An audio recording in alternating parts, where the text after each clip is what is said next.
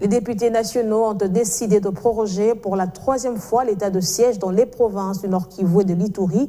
Les 340 élus présents à la plénière ont accordé un vote favorable à ce projet de loi. À la place du gouvernement, c'est la commission PAJ de la Chambre basse du Parlement qui a présenté ce texte à la plénière. La représentation nationale a également adopté le procès-verbaux des plénières précédentes et la résolution portant fonctionnement de l'Assemblée nationale à format réduit.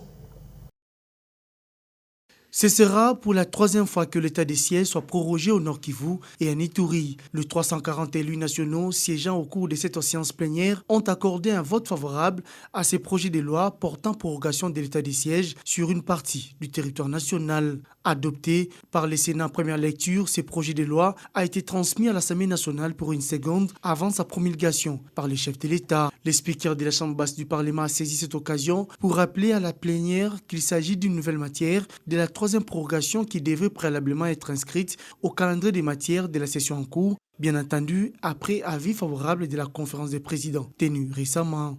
À la place du gouvernement congolais, c'est la commission PAJ qui a défendu le projet de loi et compte tenu de l'urgence, la plénière a procédé à son examen article par article. Les seuls amendements formulés, séance tenante, a été rejeté par la plénière. Et vous savez qu'au terme de l'article 144 de la Constitution, l'état de siège, dans un premier temps, a une durée de 30 jours.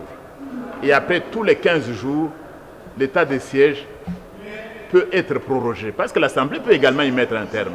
Donc aujourd'hui, le texte a déjà été adopté au niveau du Sénat et au niveau de l'Assemblée nationale, nous nous sommes acquittés de notre mission comme députés nationaux représentants du peuple et nous avons prorogé cet état de siège pour permettre notamment à nos forces armées de continuer à sécuriser la partie est du pays parce que nos forces armées sont en train de faire des avancées et l'objectif, c'est de sécuriser l'ensemble du territoire national. Et bien pour permettre à l'armée de faire ce travail-là, il fallait que nous puissions prendre la décision que nous avons prise, celle de proroger l'état de siège.